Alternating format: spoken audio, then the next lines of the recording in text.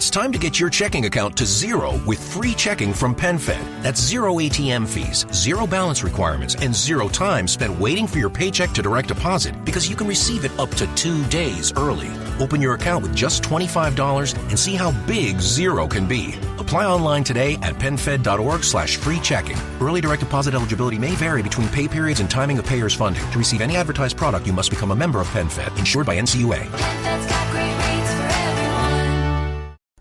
This episode of the podcast is brought to you by Bear Boat Alaska. Up your DIY hunting game with one of their 37-foot adventure yachts. You and 5 of your friends can hunt, fish, set crab pots, shrimp pots, and take DIY to the next level. Bear Boat Alaska is locally owned by a Ketchikan resident who lives here year-round. Call Larry at 907-617-4542 or go to bearboatalaska.com. That's B-A-R-E boatalaska.com and tell Larry you heard about it on this podcast.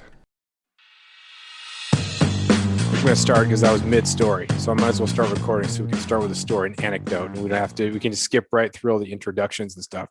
So anyways, my buddy Ryan hiked up the side of this mountain with one of the Seek Outside hot tents, and we got up there. It was rainy, miserable, and just horrible. And so we had the tent. We were able to dry out. And it was great. And we even brought up some of those pressed sawdust logs. And so you can kind of break away a little bit. It was just great. So if I'm going to be hunting with him up in the Brooks Range, I got to make sure that I'm in good shape. I love that, man. That sounds fun. I just started screwing with hot tent this spring again. And it's they're a game changer for sure. Yeah. And you know how I hate the term game changer, but they are. Okay. They are. I'm glad we're on the same page here. I was like, oh no, you said but, and I was like, here we go.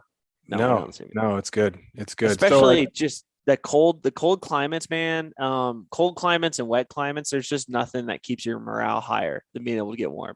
Yeah. Otherwise you just want to call it a day. Yeah. Go back to the house and warm up. Yeah. Well, two years ago, Abby and I were hiking up this mountain. And it was supposed to rain until around noonish, and then it was supposed to kind of clear up and get nice. And the next 2 days were supposed to be at least decent with occasional rain here and there. So the year before, I'd hiked up in the rain with a buddy.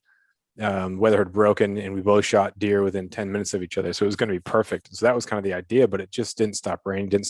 So Abby and I got underneath this tent or this shelter, but we were so stinking wet. And then now we weren't moving. So like I started to lose feeling in my ankles. I was like, gosh, dang it, here it comes. And that's, if you lay there long enough, the lack of feeling starts to creep up your legs, and that's, hypothermia.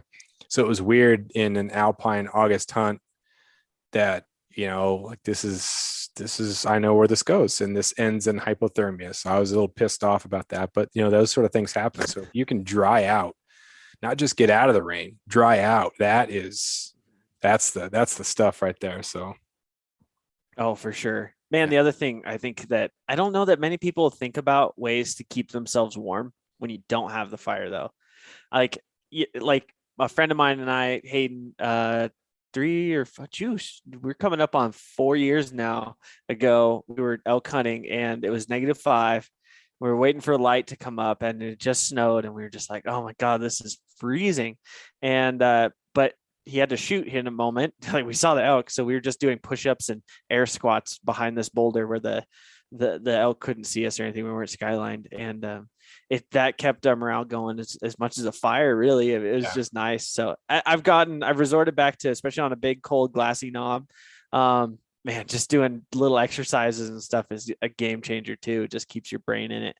Yeah. Yeah. It's so hard to keep that in there, but you have to, and you can't rely on, well, when I get home, I'll be warm and dry, or, if we shoot this animal, then, it'll be good. There has to be something you can do in the meantime. Otherwise it's, but. And I think as we're comfortable right now, like sitting in an air conditioned room, like able to talk about it, it's one thing. It's actually like when you're in that moment, and all you do when you're cold is you want to just sit there and shiver. You're like, this is what I need to do.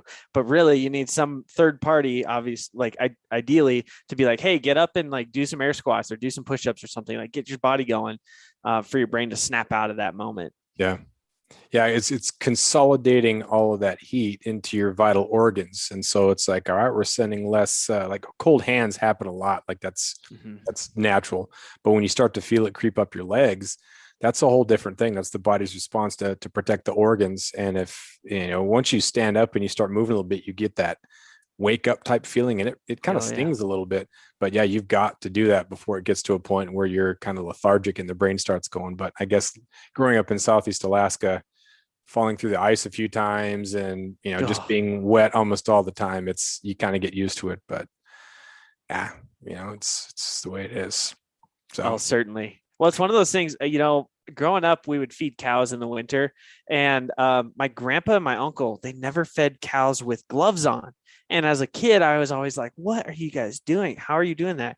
And I realized it's just because, like, and then they work their butts off pulling hay off and chucking it, and they go as fast as they can. And as they're going really, really fast, it just keeps you going, it keeps you warm. And they don't, even when it's, in particular in that part of the world, it oftentimes is somewhere between 28 and 34 degrees and half snow, half rain in the winter, or at least especially in the February, March timeframe when we're feeding cows and doing calves. It was just like miserable. But those guys, they just kept moving, and it always kept them warm. I was like, oh, that's one way we to would do it. do projects around the house, and my dad would keep where he would only be in like a V-neck white t-shirt, and just sheer anger would keep him warm. We'd be out and something would always go wrong. He would accidentally cut the pattern, or like something always went wrong, and just his fury would keep him warm.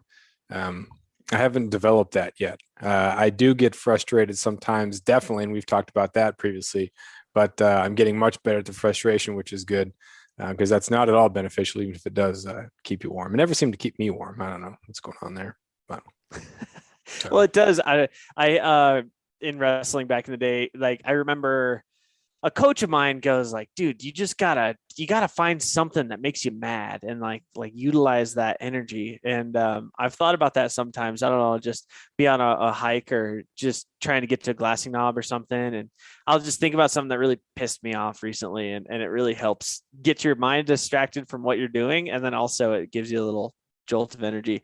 I think being able to like find that and control it, though, the controlling it is the hard part and yeah. is the key.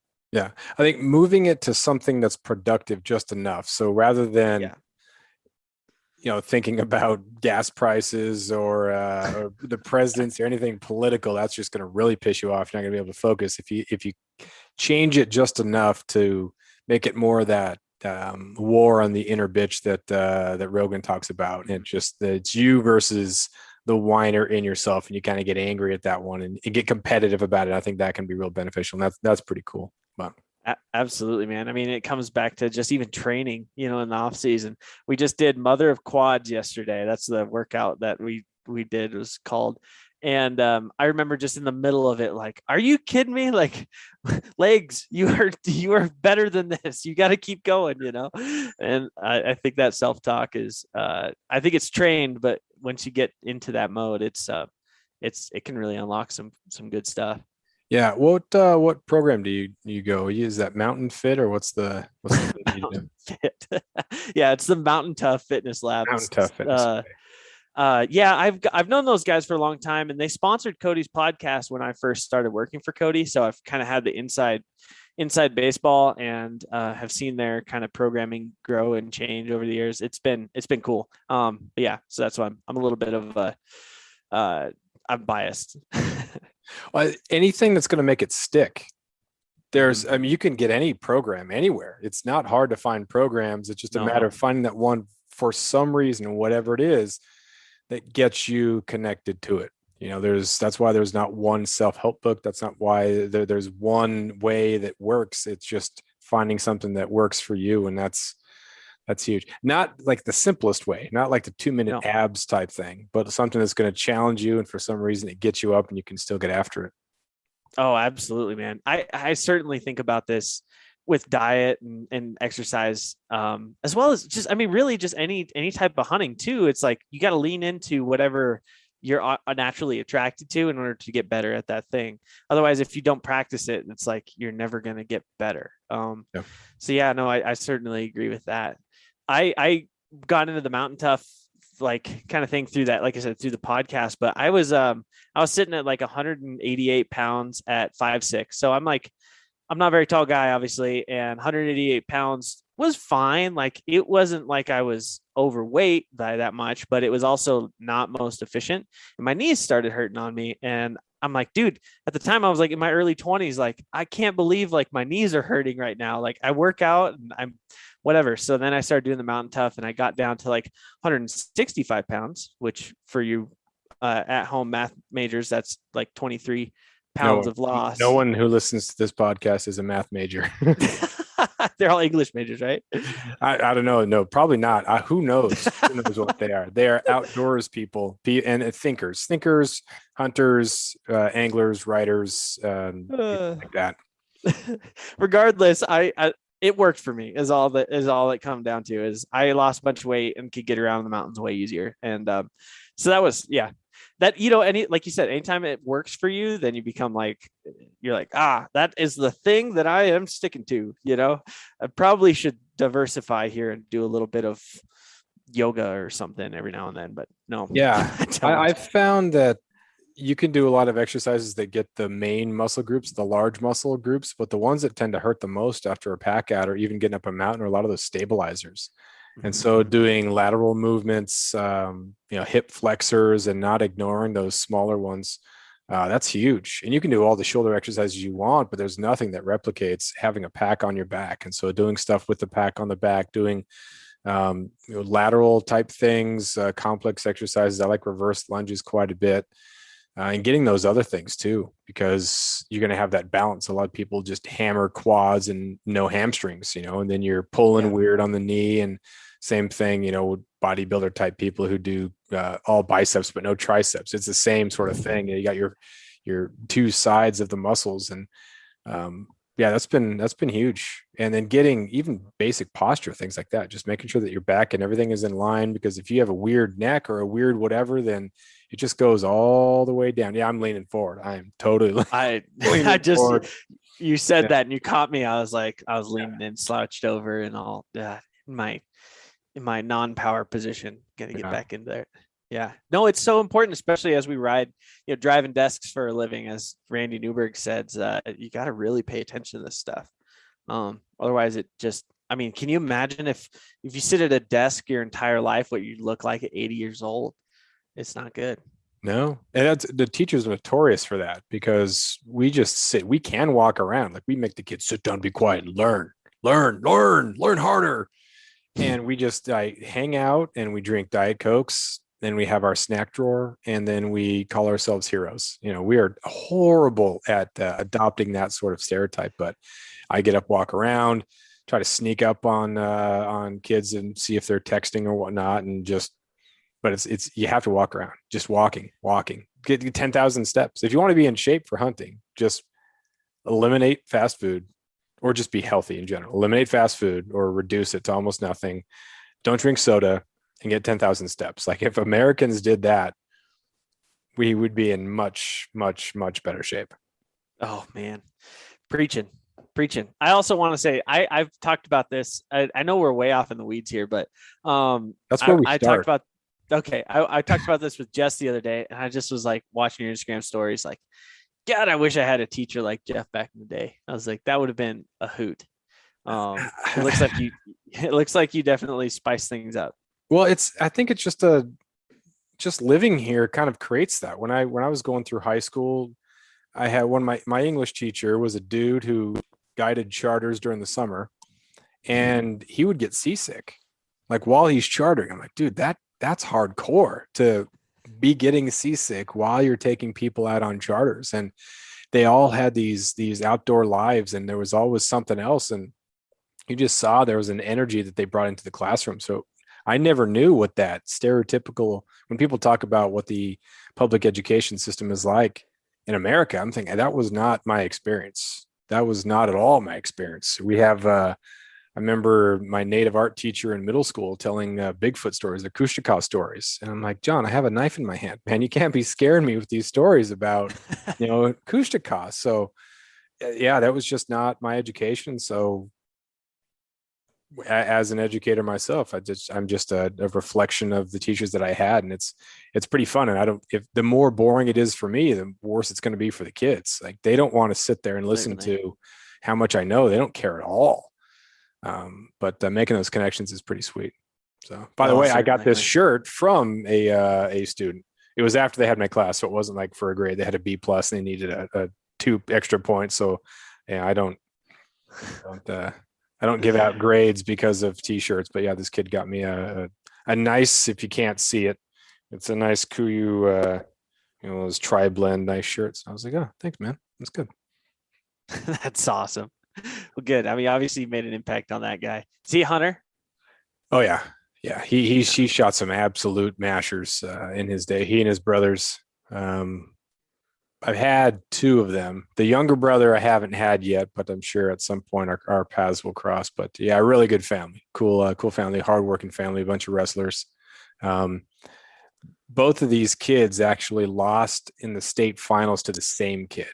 So when Braden was a senior, he lost to this kid in the state finals. And then Deegan this year as a senior lost to this kid. Just horrible. Ouch. Horrible. Ouch. Yeah. Poor brothers. Yeah. They, dude, just talking about that community though, is something that I grew up with a really tight knit community just like that. And I lament the fact that so many of the folks who live in largely urban areas just don't have that at all. I mean, we go to the Saturday market every Saturday. We go to the Saturday market and it's almost an all day event because we just see people and we talk to them, catch up. And then you go to the booth, you buy a thing, and then you see another person that and you just talk to them and catch up. And it just is like man, it's just like I said, it's this aspect of community. I think that some people find it online, but I just don't know that it's quite the same as what it used to be. No, and I think that's one of the reasons why there's so many people there's so much opportunity in the outdoor realm to talk about things and create products for people, because not everyone grew up how we did. There are times where I'm thinking like, dude, no one needs this. There's no one who needs a book about how to be a bike backpacker. You just put on a pack and you go. But my frame of reference is so different because that's just what we did. We were hiking up mountains because it was fun. We didn't have good trails. We just went through the woods. We went through the muskeg, grew up fishing next to bears. So I was unintentionally learning black bear habits just by being alive. That was just how we grew up. But people who don't have that, they don't have that square one of that frame of reference. They do need some stuff and they are asking for help. And there's a lot of opportunities to provide people with an introduction to backpacking or camping or hunting and fishing. We've seen a lot of that too. That's not just pay $35,000 and you can get a mountain goat or something like that. Oh, certainly. I just was thinking about this the other day. We had a whole bunch of precipitation this spring. Like I just was looking, we have almost 5 inches of precipitation, 4.8 in Lander right now for the year. Most of the time, or no, not for the year, for May, for the month of May, we had 4.8 inches of rain. Most of the time it's more like 2.4. So we almost doubled it. And, that as a result, we've had a whole bunch of morel mushrooms come up. And I grew up, my grandma, my dad's mom in particular, was the biggest forager I ever knew. And she, like as kids, we'd go camping on Memorial Day weekend, and we would always camp in a place that had good morel. So we'd go to like the most recent wildfire burn that's in the forest and go and look for morels, as like that was our family outing. And so they were popping up the other day, and a lot of our friends and family here in Wyoming haven't had that experience. And it was like all of a sudden they were like, holy crap, this is like finding a new religion. This is so cool. Like there's mushrooms, and it's like you said, if you grew up with it, it didn't it just was the thing. It wasn't like something unique or new. And obviously I get excited about finding a couple mushrooms and I put them on my burgers, and enjoy the heck out of them. But it's been really cool. Like Jess has just been through the moon. We also have like a whole shelf in our cupboard just of mushrooms that are dehydrated in jars now. So we get to hang on to those until the next 10-year May May precipitation comes through. Nice. We have these things called atmospheric rivers, which I don't know why they call them. I think it's just one of those. It's like, come on, really? Okay, it's going to rain hard. Just tell me it's going to rain hard. But in October, we tend to get between 15 and 18 inches of rain just in a standard October. And then we can get to 160 or so for the year, which is it's a lot more different habitat, but lots of good stuff grows as a result of that. Oh, absolutely. Yeah. Talk about just a different environment. I will say, man, they got like 16 inches of rain in that same time frame that I was just talking about, up on the northern end of Yellowstone. So when everyone sees all of this Yellowstone flooding and stuff, I don't know if anyone's interested in this, but basically there was 16 inches of precipitation in the month of May up there. In most of those places, they get, just a few more inches of that than that for the year. Especially in the last couple of years, have been real dry. So you couple that with, a couple 80-degree days, the first couple 80-degree days of the year, and you got all the melt, the snow melt coupled with all the moisture that has just hit. And then you have a flooded Gardner, Montana. Yeah. Yeah. That's real sad. It's been those insane to watch that. Pretty horrible to see. But yeah, the train's not meant for that. Like Tucson area, when I was going to school down there, you'd get the flash floods because there'd be a ton of rain and nothing soaks up into the ground. It'll just flows on top. And so, up here, it's a massive sponge. Everything is just a sponge and it just soaks it up. So even if it's been sunny for the last 2-3 days, you go up top on the muskeg, it's still going to be slick. It's still going to be mushy. There's still going to be bugs everywhere. But I would say we've started to get just like, I don't want to complain too much about the bugs because I know who I'm talking to, but I went out to the desert the other day to get away from the mosquitoes, and there were mosquitoes all over the desert. So there's no escaping them here. And it's a new thing for me. I'm not super into it, but I can only imagine it's a guy who deals with it up there in droves. What do you think is the most overrated stereotype? Speaking of that, because Alaskans, on our bugs, we're either proud of them, we complain about them, or we think you have bugs in Wyoming, which you come to Alaska. What's one of the most overrated stereotypes that people, I don't know, they claim that it's like more miserable or they have it the worst? I want to make I'm going to answer your question. I think it's Arizonans talking about heat. Wait till you get to Arizona heat, but I say that and having not spent, I've spent a little bit of time there, I guess. I haven't fully hunted in August, for example, down there or anything like that. But I think the heat's probably one, that'd be my guess. That Montanans are pretty proud of their snow too, though. Mm-hmm. Yeah.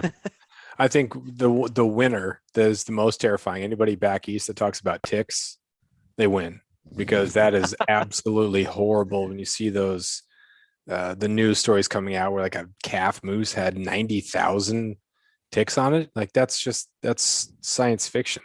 That's scary going forward. If we look at these things, and this, I hate the term climate change because it's so politicized and AOC and all that sort of stuff. But man, there are some things that are, it seems almost apocalyptic. If ticks make it up to Alaska, oh gosh, I don't even know. That's one of the nice things about here. We don't have those small critters. We don't have snakes. We don't have ticks. We have bears, but you kind of know where they're at.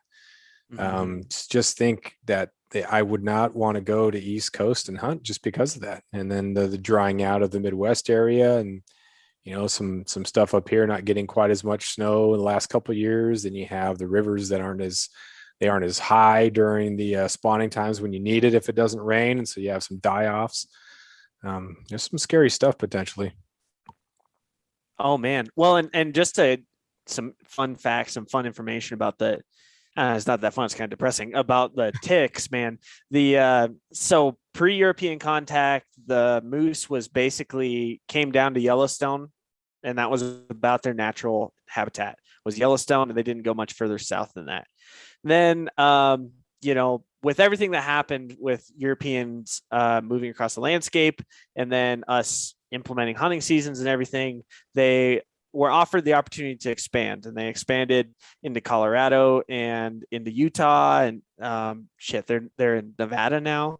But one of the interesting things, though, is like since their whole population saw this major boom, and because they were in these places where there's untouched habitats, and they were like, wow, this is great stuff.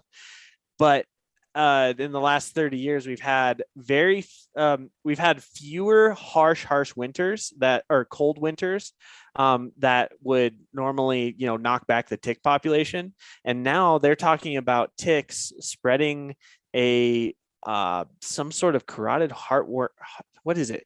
It's a worm that goes into their vascular system, and then they keel over and die. And so these, regardless, the ticks and climate change and this disease have all like coalesced at one time, and you're seeing major reductions in moose populations, especially in the southern ends of where they used to be.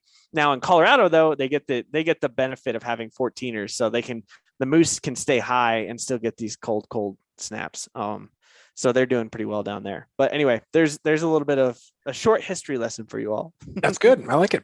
Well, I don't like it, but it's very interesting. Typically throughout history, humans have tried to mess with things and have made things worse. That's another thing that concerns me greatly about this, as we had declining salmon populations and actually steelhead populations on the Pacific Northwest. And as you're familiar with in Oregon, one of the solutions was to put in hatcheries. And so you have steelhead hatcheries, and you have these wild fish that are mixing with the hatchery fish, and you're getting an inferior breed of fish. And there's rivers that once they got the hatcheries off, they started to get wild ones back. After Mount St. Helens blew, I don't know what river that was just, there was nothing. It was totally gone for so long. You have wild steelhead that are starting to come back there. But we've tried to mess with a lot of things, and it ends up not really doing what we intended it to do.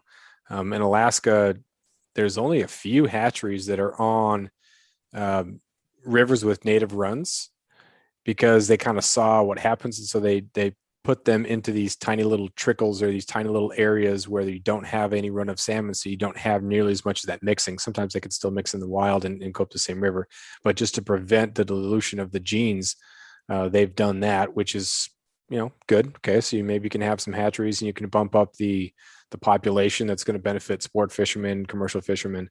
But by and large, man, a lot of times when humans get involved, like we do some stupid stuff. Your thoughts on that? Oh, I totally agree, man.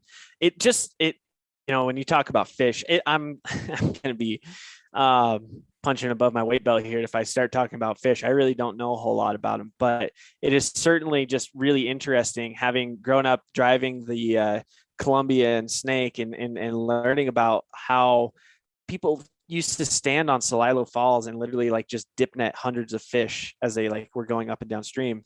And now it's like, certainly it's a crisis, for lack of a better term, in just maintaining these populations at all. So yeah, I think as humans, we continually find out what we don't know. Yeah. Even though we'll be like, yeah, this is the answer. Missed it. One of the downsides, I guess, of the whole science process is that you have to test something in order for you to find out if it works or not. Yeah. So this is also how we find out what does work as well. So you got to take the good with the bad. I think a good thing that's come out of all this is the proliferation of organizations that have specific areas in mind. So rather than relying on government or Department of Fish and Game to do everything, you have Wyoming Wildlife Foundation, you have Rocky Mountain Elk Foundation, Trout Unlimited, Ducks Unlimited, who have specialized, and they have biologists, and they have people who are putting money toward these things that are making things better. And these are good ideas, rather than just, hey, let's throw some money at it, let's just let's solve this problem of not as many fish by let's make some more fish. And stocking programs are really great. You can put some stocked fish in some of these lakes, and you're going to get a lot of revenue from the recreation. There's some great stock lakes in Wyoming that my wife and I have definitely enjoyed. So not really talking about that, talking more about the native type stuff and those runs. But these organizations that really have a better finger on the pulse of the way things are going and getting hunters and anglers connected to those organizations, I think is really important going forward so we can avoid some of these mistakes. After years of fine print contracts and getting ripped off by big wireless providers, if we've learned anything, it's that there's always a catch. So when I first heard that Mint Mobile offers premium wireless starting at just $15 a month, I thought, what's the catch? But after talking to them and using their service, it all made sense. There isn't one. Mint Mobile's secret sauce is that they're the first company to sell wireless service online only. They cut out the cost of retail stores and pass those sweet savings directly to you. For anyone who hates their phone bill, Mint Mobile offers premium wireless for just $15 a month. I was hesitant about having to get a new phone and a new phone number, but with Mint, you can use your own phone with any Mint Mobile plan and keep your same phone and your same phone number along with all of your existing contacts. Mint Mobile gives you the best rate whether you're buying for one or for a family, and at Mint, families start at 2 lines. All plans come with unlimited talk and text plus high-speed data delivered on the nation's largest 5G network. Switch to Mint Mobile and get premium wireless service starting at just $15 a month. To get your new wireless plan for just $15 a month and to get the plan shipped to your door for free, go to mintmobile.com/waypoint. That is mintmobile.com/waypoint. Cut your wireless bill to $15 a month at mintmobile.com/waypoint. Oh, dude, I certainly agree with you. And the other thing is, like, at some point, getting involved, or doesn't matter, what species or what state or what cause is something that you're really excited about. It just is getting proactive, right? And again, it's like one of those things. Like, it's one thing to squabble over what's happening or being upset about it, but it's another thing to say, this is something I identify as an issue, and I'm gonna do my dangdest to try to take the bull by the horns and do something about it.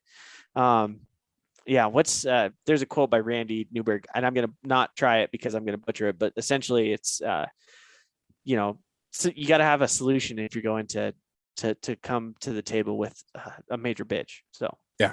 It's so easy to just complain and whine. Well, what's your solution?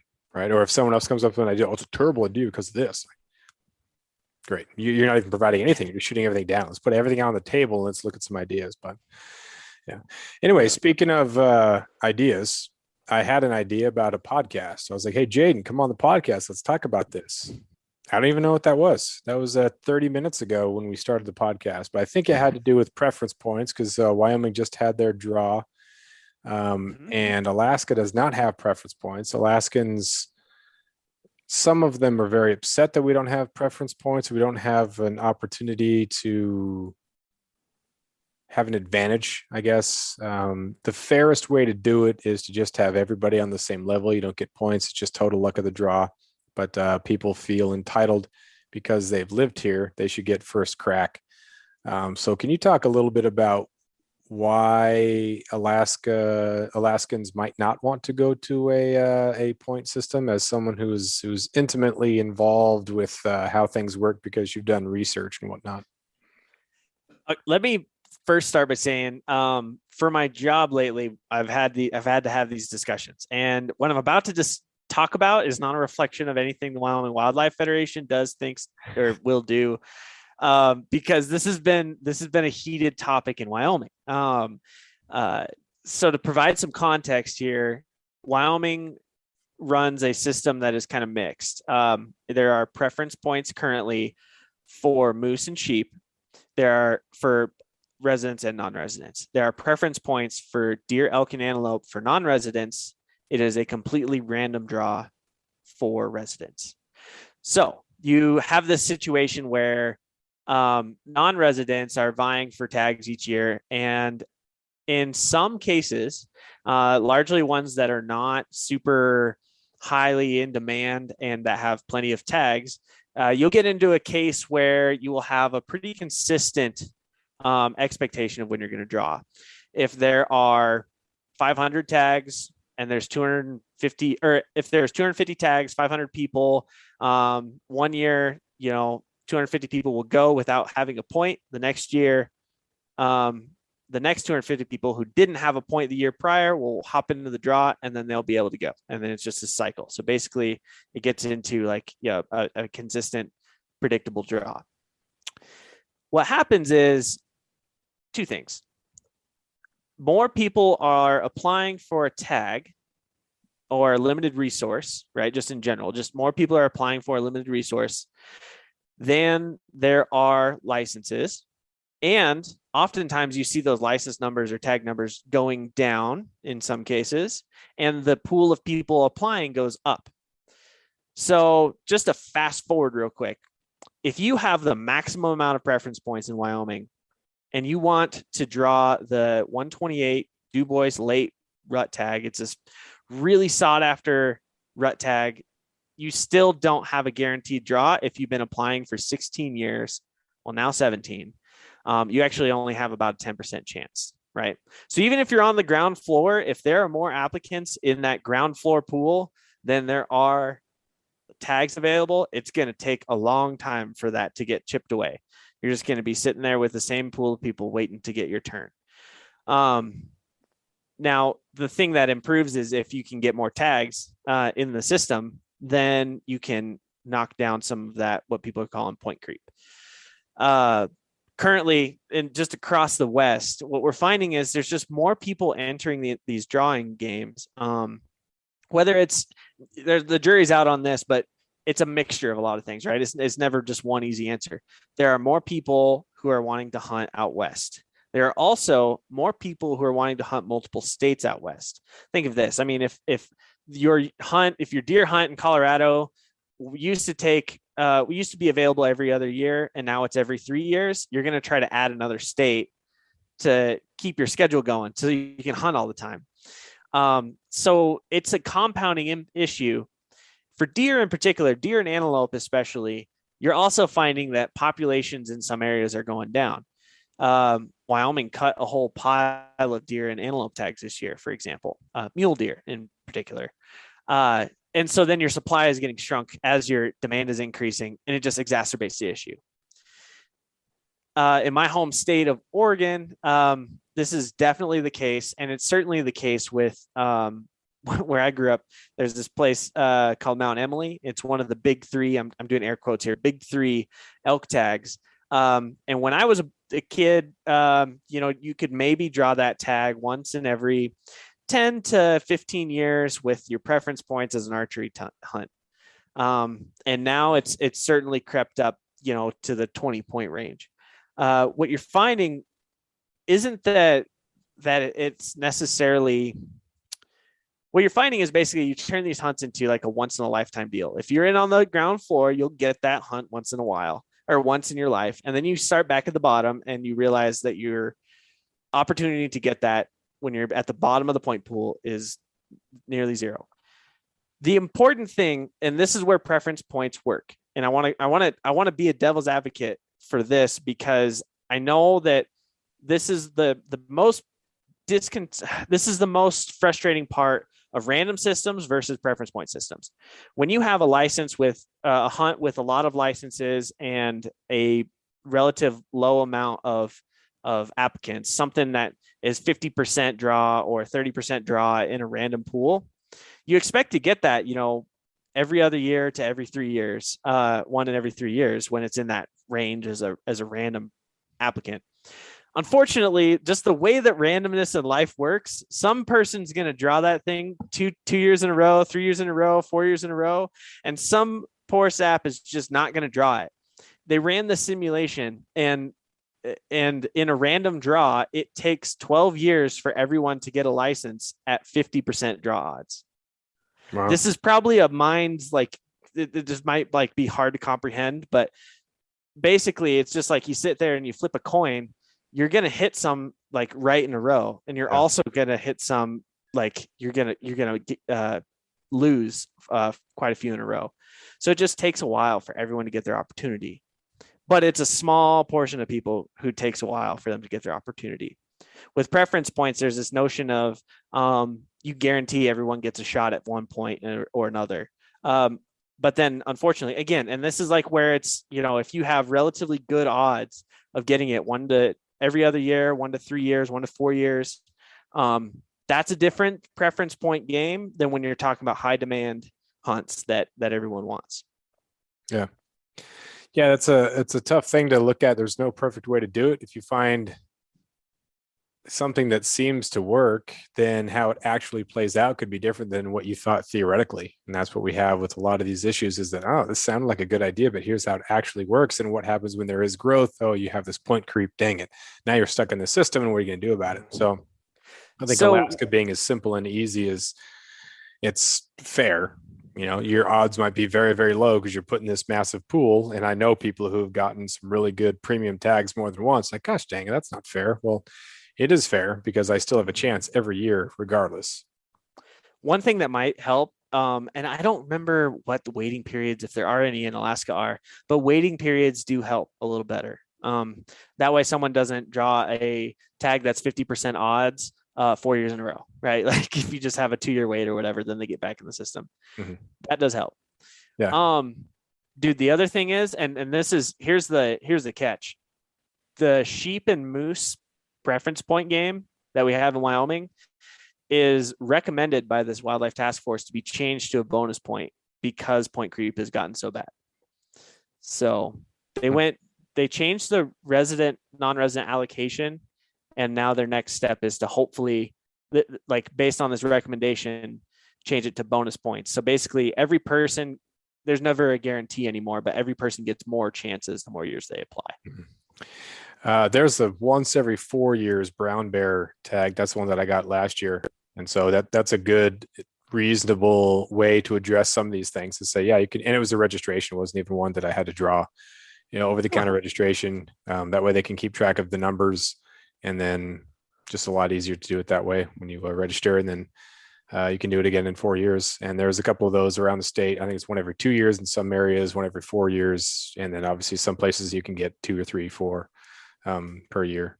But that's cool, man. I had no idea that they did that. That's a pretty handy. See, like they're already proactive on some of this stuff. That's really good. They've had a lot of examples to be able to look at and say, okay, what's not working here? Let's not do that. So, but then there's a lot of pressure. And then now the thing that's most worrisome to people in Alaska is the federal subsistence board and closures to public land. And that is pitting locals against non-locals, so residents versus non-residents. I live in Ketchikan, and even though there's only 12,000 or so people in Ketchikan, it's considered like big city. It's not considered rural. So we don't qualify for federal subsistence, which means that Saxman, which is attached to Ketchikan, that qualifies as federal subsistence. And so they have a different set of regulations in certain areas. And that's where we saw that big closure up in unit 23 and 26 for moose and caribou. So even though biologists said that the population is fine, it's just right on the edge of, I think the survival rate of calves was like 78%.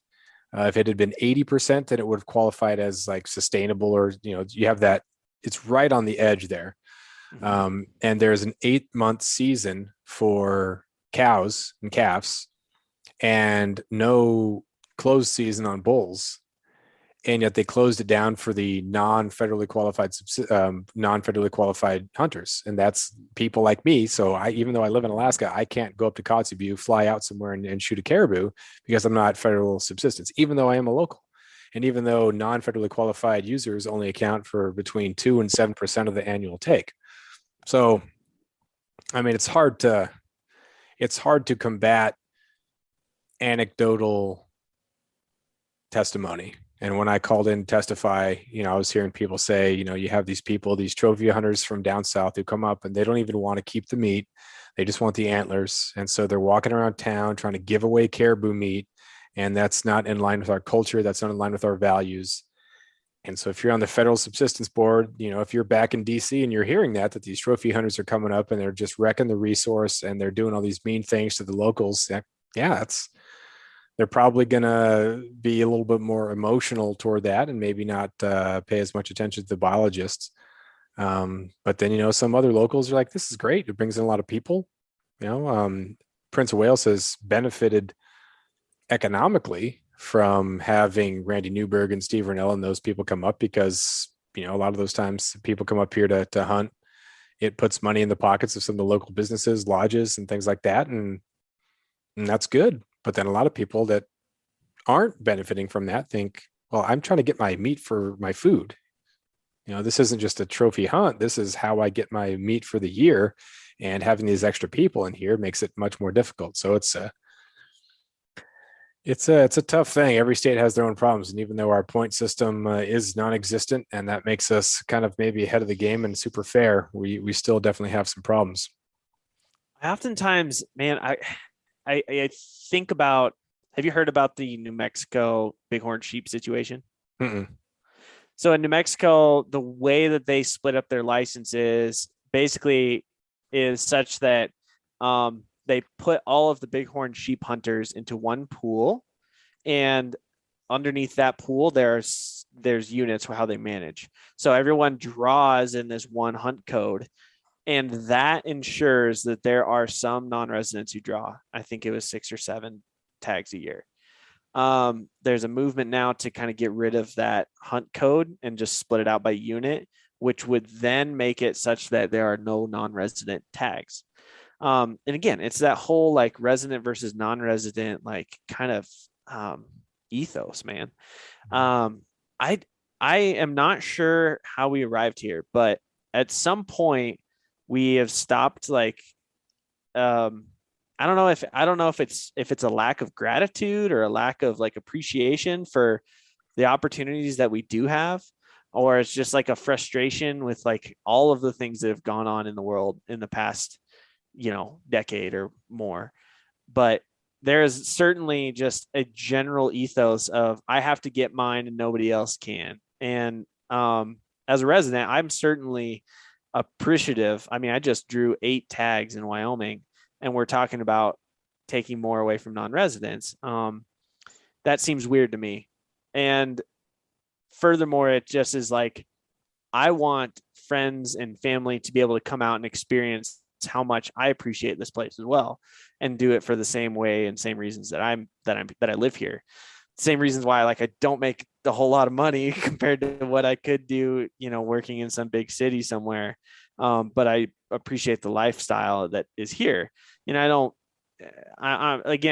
think that I'm just probably talking in an echo chamber here. I'm bummed at how we've arrived at this place. And I hope we can kind of roll that back a little bit, because it's happening everywhere. It seems like everywhere, especially across the West and in Alaska. Yeah. It's weird. I was talking yesterday with Chris Neville from Go Hunt on the podcast, or maybe 2 days ago. And we were talking about my position is kind of a weird one because as I'm Alaskan and grew up on Prince of Wales Island, but I live in Ketchikan now. And so I'm one of those outsider hunters. Even though I'm a resident, I'm not Prince of Wales resident anymore. And so if I'm one of those evil Ketchikan people that comes over and hunts the deer, and that's one of the things that gets blamed for lower populations or perceived lower populations of deer on the island, is that it's people like me from Ketchikan that come over and shoot all the deer. Probably not super true, but it's their convenient people. Same thing with the non-residents. And I wonder if it's always been like this. It's just amplified, and we're hearing more of the voices. I think it's probably worse now, but I do wonder if it's always been there. We just are more tuned into it now, and people have an opportunity to vocalize their disdain for other groups so much more that we have social media. But yeah, I don't know. It's just difficult. And I think one of the things, that was another thing I talked with Chris about, was just it's important maybe now more than ever to consider where you're going and what you're doing, and to be a good ambassador for either being a non-resident hunter, a non-local hunter, a non-federally qualified hunter, and just know that you're going to a place where things are different. If you're coming up to Alaska to hunt caribou or coming up to hunt deer, like people aren't driving to different places to get lower qualities of or cheaper prices. You're stuck there. And if you're living in a place where gas has been $7, $8, $9, and this is your food source, and someone comes up and is just kind of putting your face, throwing money around and taking the antlers, like that's going to offend some people, and people aren't going to be really happy with inviting you back. And so I think just understanding that is important to know. And if you are living here, then maybe you should get first crack on some of that stuff, and probably, but kind of being a humble guest, being a gracious guest, being a thankful guest is something that we should definitely keep in mind. I think a lot of people are. Yeah, I certainly think that it's probably the majority, but I think you're right, though. Every one of us should go out and think of ourselves as an ambassador for ourselves, but like for wherever we came from and for folks who are doing the same thing, right? Like if I'm going to go to Nevada, I think about this a lot. I went to Nevada last year and I found this deadhead elk and I was like, dude, this thing is sweet. I want to take it out. And I looked down my phone and I was like, you can't take the elk horns out without getting him looked at by the game fish, the warden, basically. So then I called the warden, went through the whole rigmarole. The warden hurt his knee, can't get out there, yada, yada. So then I left the antlers. But it's certainly like reminded me of like, okay, I'm trying to do this right every freaking place I go. Could I have snagged those antlers and probably no one would have noticed? Yeah. But in the off chance you don't, someone's going to be like, these dang non-residents, they don't understand our system. They don't have respect for this place and our laws and regulations and yada, yada. I think it's just so important. You hit the nail on the head there. Yeah. Well, and the ridiculous thing too, is I was at the store today, just a couple hours ago, and someone said to someone else, "Oh, it's almost deer season." And the person replied, "It is deer season." I was like, son of a bitch, you just like, but who's going to get blamed? It's the Ketchikan people. It's the out of staters. When you have, locals that are spotlighting or locals that are doing this, like that takes a toll too. It's wolves for sure. It's environment, you got to have good environment habitat for the animals, but it's also, the feeling of entitlement, like all that stuff plays in there. And it's not anti-local. It's just, we can address these things and we can all move forward in a better place if we reflect a little bit and say, it's not your deer, or your bear. It's, we all care about this, and you're going to get more people who are going to support you if you're on board with, let's all work together. Oh, certainly, man. Yep. And that's what really drives some of the stuff we do in my work, or that I do in my work, is like, all right, let's, like, it goes back to the whole, like, be proactive thing. It's like, all right, let's stop squabbling over the pie as the size it is now, and let's build a bigger one, because that's the best way in my opinion, that's probably the best way for us to move forward. The only downside is building a bigger pie freaking takes time, man. It just is like, this is not instant gratification. We're going to take, whatever we're doing. We just built beaver dams down in the desert, and man-made beaver dams kind of help hold back some of the water so that it floods a little bit better and creates a little better habitat in the riparian areas. But it also helps beavers come in, and then they can continue to do that for generations, right? They talk about doing these beaver dam analogs in 10-year cycles. So they look at these beaver dam analogs and they're like, great, we got them in 10 years. We'll check back and see how they went. That's not like, and then putting those in is improving the habitat, which is then should improve some deer fawn recruitment, for example. And then, down the line, we'll be able to see deer populations do better because of these things. Like I said, there's no example of this where you get instant gratification. Yeah. You surely get instant gratification when you slice the pie differently. Yeah. There are some people that were advocating for a 4-year closure of Chinook salmon on the Sacramento River in California. And people were saying, this is my livelihood. I'm a guide. And I thought, how are you a guide on the Sacramento River for king salmon? Like, are there any even left? Like, how is that your livelihood? But people said, no, we can't do that. We can't afford any more than 1 year. And I thought, these fish aren't coming back. Like, they don't hatch, go out and come back every year. It's a 4-year cycle. So you have to have 4 years off if you want any sort of to see if anything worked. If you took a year off and then look the next year, those aren't the same fish. You took a year off so those could spawn, and their offspring will come back in for maybe 5 years. So you have to wait for that whole thing. So all that whole generation for that fish can come back. But yeah, I don't know. Sometimes it seems like, and I've learned so much too. Like there was a lot of stuff that I was ignorant to. I thought, oh, dude, whoa, oh, all right. Now I'm a little bit more educated. I'm glad that someone explained it to me and drew it out, because I don't know, it feels tough to be wrong sometimes, but that's where you learn and that's where you grow. And it's good to get that sort of feedback. If you just get in that echo chamber, like you were talking about earlier, it doesn't really benefit you at all. And, you and I have had some conversations, and it's good to have people you can bounce that sort of stuff off, because you're going to get not the lines, not the memorized memes, social media stuff that sounds good. You're going to get more of an honest sort of feedback type thing. And makes a lot more sense when you have people who understand both sides, so you can also understand both sides. You can better articulate yourself.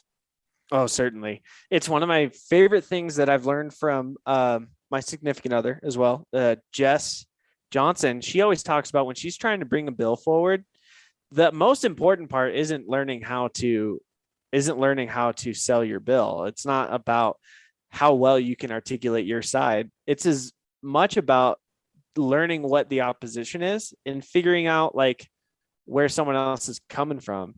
So that way, when say, like this is a good example. She worked on passing roadkill collection in Wyoming, and the wardens were concerned that there'd be, or the highway patrol were concerned that there'd be safety issues with picking up dead critters and people getting hit while they're taking these critters off the roadway. And Jess says, one of the things that we're presenting with this bill is a clause that you can only do it in the daytime to help make sure that nobody gets hit by a car. Right. So it's a little bit of a pain in the butt, because you oftentimes will see critters laying on the side of the road at dusk, and you're like, I want to go grab it. And you're like, I don't have enough time. But at the same time, that's how, she looked at where somebody else was coming from and was able to get them on board. Mm-hmm. And that's just like one example, like one little proxy of how we can do that with all the things that we're interested in and excited about. Yeah, absolutely. Well, we're coming up on an hour here, and I got to get some things together. Going to head out with a buddy to look for some black bears. I'm pretty stoked about that. I'm jealous you're still hunting black bears, man. You and I haven't had a chance to talk, and I know I won't hold you too long here, but I wish I had another black bear tag in my pocket. I got one a couple weeks back, and we've made so much hot Italian sausage. We've made maple breakfast sausage, and we did a bunch of rendered bear fat that Jess puts in her pies, and it is just fantastic stuff. I wish we could bear hunt more. Yeah, this bear season has just kind of slipped away, and it happens all the time. But my buddy Ryan and I were out, and they got that pretty nice bear that was, I don't know, for some reason just didn't feel like shooting it, or he didn't feel like shooting. I was just taking pictures and whatnot, but we just kind of watched it, and it was a good bear, but yeah, just didn't feel like it. Yeah, it's early in May, it's a lot of stinking meat. And so, is he going to shoot two? Definitely not. And, I wanted to maybe archery a bear, but so we passed on, just watched it. And then here I am, here you are, June, and still haven't, but I don't know. There's still the fall bear season, and I really would like to get one up in the Alpine when they've been eating the berries and such. So, yeah, you don't have that same sense of urgency to get after bears and fill both bear tags when you got deer tags and you got a lot of other opportunities. So, certainly, yeah. So, well, good deal. I know Jess is itching to get herself a berry bear too. So, our season here opens up August 1st. It's one of the earlier seasons in the state. So we'll probably be out after the berry bear as well. They're just so tasty, man. So tasty. Man, it's fun. Like each hunt is so different. I definitely like blacktail deer hunting in the Alpine. That's my favorite. But then you have other experiences. And again, social media and content and, all these other things, magazines and go hunt and everything, they're connecting us to different experiences. Whereas maybe back in the day, if we were growing up and it was the 60s or 70s, we would own blacktail deer hunting or mule deer hunting. We would have our specific sort of things and we just crush that. But now with all these other opportunities, it's cool to see what's out there. and I got an itch for mule deer and elk. I'll have 3 elk points, maybe 4 after this year. I'll buy the point. I'll have 4, and then I'll have 2 mule deer points, I think. So, oh man, you can't beat it. It's so much fun to have these different experiences. Oh, certainly. It's just like a good way to go. I always think about this. I'm like, I think normal folks, they just buy plane tickets and go somewhere, eat good food, and go on carnival rides type situation. And we just go out and try to fill our freezer everywhere we go. I think it's our vacation. It's our way to adventure. Fortune trying to get it back, but yeah, it's better than golf clubs. You can't eat golf clubs. You can't eat birdies. You can't eat par. Yeah, it's great. So yeah, hopefully I have some good pictures for you. Any closer, where can people find you? Donate to Wyoming Wildlife Federation. Plug for anything else you want to plug at this point? Is this going out pretty quick? It can. I'm beholden to no one. I'm my own boss, so I can move stuff and I can shuffle. So this come out next week if you want. Okay. Well, if it's out before July 1st, I wanted folks to know they have another chance to come hunt in Wyoming if they want. If you didn't draw a tag, come buy one of our $50 raffle tickets for Commissioner's Tag raffle. And we're doing the drawing on July 1st. All the proceeds go to benefit Wyoming Wildlife Federation. Again, I kind of touched on some of the stuff we do, but we work on policy and also habitat projects that benefit wildlife in Wyoming. So if you guys wanted to do that, there's also a really good chance that you could have an awesome hunt or one of the other 4 prizes that are on the list. So check it out at wyomingwildlife.org. If you want to hit me up, my name is just at Jaden Bales on Instagram. So I'm always happy to just chat with folks, and anyone that comes from Jeff's podcast is immediately a homie. Who knows, man? I can't. I'm assuming that there's it's the best of the best that listen, but who knows? Yeah, you haven't sent any chuckleheads my way yet, so I appreciate it. But no, I'm serious. I am happy just to BS with folks. I enjoy it. I enjoy just meeting new people from around wherever they live. Cool. Thanks, man. I really appreciate it. Take care, and we'll be in touch. Thanks. All right. See you.